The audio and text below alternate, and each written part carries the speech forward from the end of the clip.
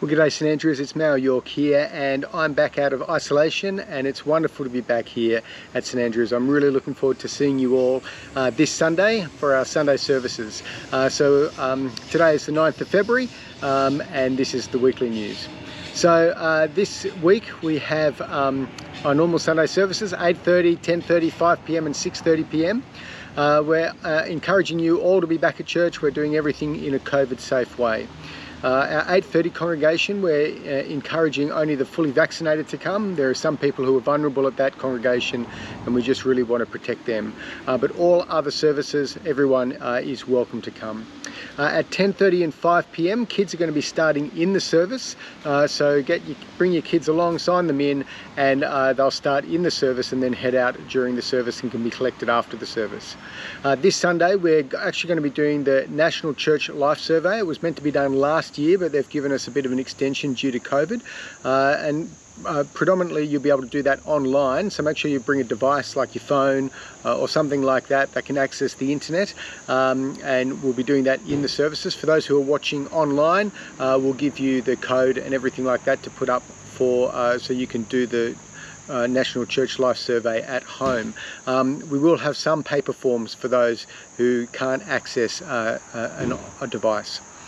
Revive is back this Friday, so after a really awesome and successful camp, their leaders are all pumped and ready to go for a wonderful year, and Indira is looking forward to kicking off our youth group this week. So let me encourage all the youth kids to be coming back to church this Friday.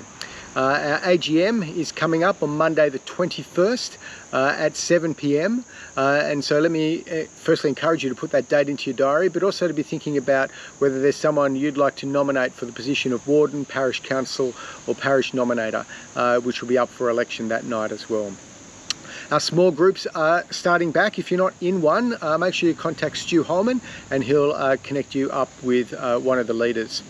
As well as that, we've got our outreach series coming up, starting on the 27th of February, where John Dixon's going to be coming to speak on 7 reasons to reconsider or consider Christianity, based on that Ben Shaw book, and we'll have some books available to be sold during that time if you want to buy them for your friends. But if you can be thinking and praying about who you want to invite along to hear those series already, that would be really awesome. We're going to follow that up with the Life of Jesus course as well, and next term we'll be running Christianity Explored again. As well as that, friends, I've got a property update from Stu Holman, so I'm going to hand over to him to give us that update. Hi St Andrews, this is the first of 2 updates on the St Andrews redevelopment project. You'll probably recall that last year the whole parish met together and made the important decision to pivot our plans to redevelop our site on the corner of Bancroft Avenue and Hill Street in Roseville. Now, although more than 10 years of great work had resulted in a development approval for the complete redevelopment of our whole site, we had run into a significant obstacle. The original design included significantly increasing the capacity of our main worship space, new on-site underground parking, halls, children's and youth ministry spaces, offices, a counselling services, a new rectory and an additional smaller staff residence. A wonderful redevelopment, but the obstacle was the cost.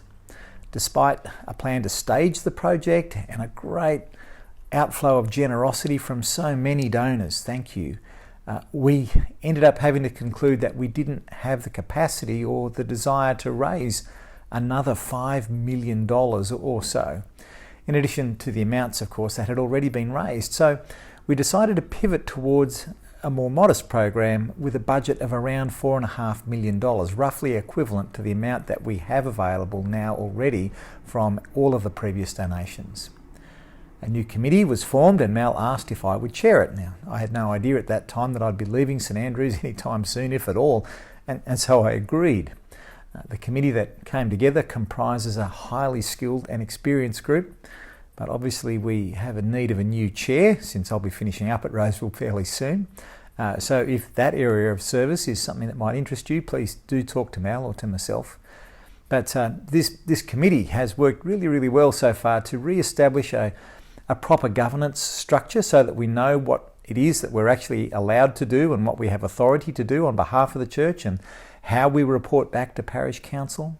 how we relate to the diocese. We've also been working to understand which parts of our previous scheme, which documentation and reports and so on, we can reuse and repurpose in our new venture. Already St Andrews has learned a lot about how to get this all done and what will and won't we be able to achieve. So we wanted to understand everything that's come before us. We've assembled existing documentation and checked our assumptions. As I said before, one of the key steps has been to establish the size of the budget based on our available funds. So this is going to be a project of the possible rather than building for an ideal future. The next major step then was to consult the whole parish to get as much information and insight into the church we want this redevelopment to serve. More than just doing a bit of a renovation on our overly well-loved hall, stopping the church building from leaking and cracking and decaying. More than just a sort of a functional makeover, Mal and the building committee saw this as an opportunity to intentionally understand where we are and how we got here and where we want to go. About 100 of us signed up to join some co-design workshops which asked these questions and developed a detailed vision of the kind of church our new development should serve. So thank you to everybody who participated in those groups late last year. We already know, of course, that our vision is to be growing disciples of Jesus Christ, but these co-design workshops wanted to dig into that vision a little further. How will we do that? How do we want to present ourselves to the rest of Roseville as we grow disciples of Jesus Christ? So we've become very clear that we are not building a church. We are building a facility to serve the church, to effectively support our ministry and our mission now and well into the future. And it's this information that an architect needs to help us develop a new design with our new budget within all of the other constraints of what's possible now. And so this is the detailed information that I want to present to you next week, so stand by for that. I did mention our need to brief an architect.